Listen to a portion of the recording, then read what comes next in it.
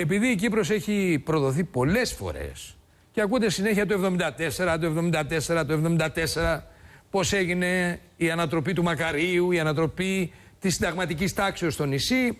Εγώ έφερα εδώ έναν άνθρωπο, ο οποίος ήταν δραπέτης 20 χρόνια, τότε απασχόλησε το Πανελλήνιο η δραπέτευσή του, έφυγε μακριά από εδώ, 2 φορές πήγαν να τον δολοφονήσουν γιατί ήξερε πολλά, ήταν στην ομάδα Ιωαννίδη, ήταν στη συνωμοσία της Μπιτζάμας. Έχω εδώ τον Παρασκευά τον Μπόλαρη. Και έχω εδώ τον κύριο Μπόλαρη. Παρακαλώ πολύ, πριν από λίγο καιρό έδωσε μια συνέντευξη στο περιοδικό Κράς, όπου σημείωσε τη δράση μυστικών υπηρεσιών στο Πεντάγωνο κατά τη μεταπολίτευση και κατά την κυπριακή, αν θέλετε, τραγωδία.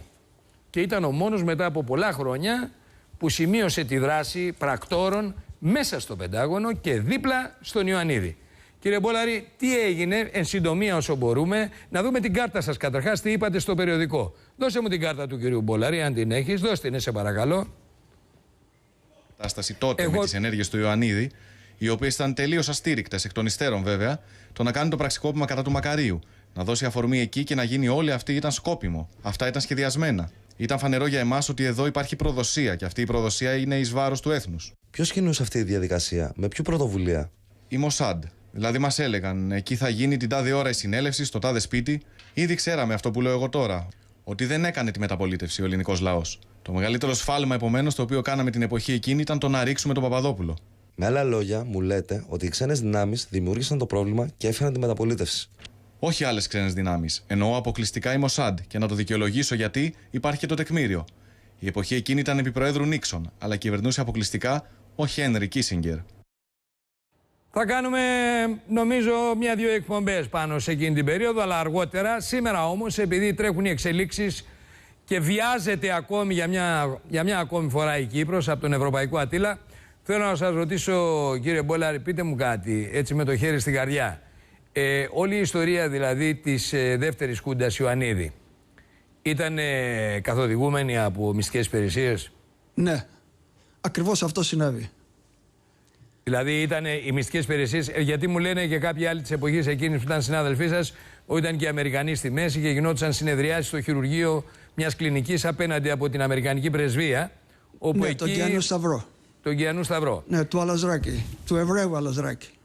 Του πέρναγε πληροφορίες του Ιωαννίδη η Μοσάντ μέσω Αλαζράκη? Αναμφισβήτητα. Εσείς τι ζήσατε τότε? Είσαστε στο Πεντάγωνο, δεν είσαστε? Λοιπόν, ναι, εγώ ήμουν στο Πεντάγωνο, στη διεύθυνση καταδρομών. Ναι. Και εκεί σε κατάσταση επιστρατεύσεως. Και ενώ τα σχέδια προέβλεπαν, τα σχέδια των καταδρομών εννοώ, ότι μόλις θα έχουμε τις πρώτες πληροφορίες ότι οι Τούρκοι κάτι ετοιμάζουν στα παράλια, θα έπρεπε οι 2 μονάδες αλεξιπτωτιστών, η πρώτη ΜΑΛ και η δευτέρα ΜΑΛ, να πέσουν στην Κυρίνια, στη Βόρειο Κύπρο δηλαδή, για να αποτρέψουν το πρώτο τουλάχιστον κύμα της απόβασης. Υπόψε δε ότι οι Τούρκοι δεν είχαν καμία εμπειρία εις ό,τι αφορά αποβατικές επιχειρήσεις.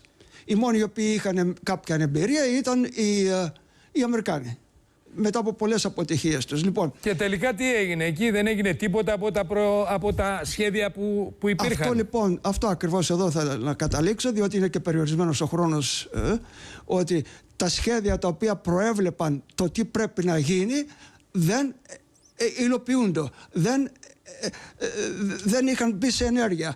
Υπήρξε μια αδράνεια, πλήρης αδράνεια, σκόπιμη αδράνεια, για να δώσουν τον απαιτούμενο χρόνο στην Τουρκία να αποβιβαστεί στην Κύπρο και να γίνει αυτή η καταστροφή σε ό,τι αφορά τον Κυπριακό νόμο. Υπήρξε η αδράνεια αυτή ώστε ο στόλος από τη Μερσίνα, ο τουρκικός, να πάει απέναντι. Ακριβώς αυτό, ναι. Εσείς και κατά τη διάρκεια και πριν, στη συνέχεια, εσείς είχατε συλληφθεί στο κίνημα της Μπιτζάμας το Φεβρουάριο, έτσι, στο κίνημα του Φεβρουαρίου, στο περίφημο. Πείτε μου κάτι, εσείς διαπιστώσατε η διεισόμαση ότι ο Ιωαννίδης εκκινείτο μέσω Αλαζράκη και άλλων από ξένες μυστικές υπηρεσίες? Ναι, ακριβώς αυτό, και αυτό θέλω να καταθέσω. Ήταν ηλίου φαϊνότερον ότι υπήρξε προδοσία.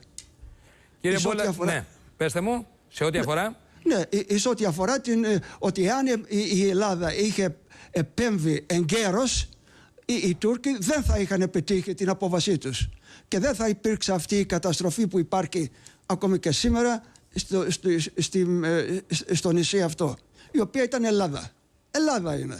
Κύριε Πόλαρη, ευχαριστούμε πάρα πολύ για αυτές τις πληροφορίες. Εγώ σας κάλεσα, θα κάνουμε εκπομπές βέβαια, γιατί εσείς ζήσατε από κοντά όλα. Θα πάμε τώρα στη Λευκοσία. Κύριε Πόλαρη, ευχαριστώ πάρα πολύ.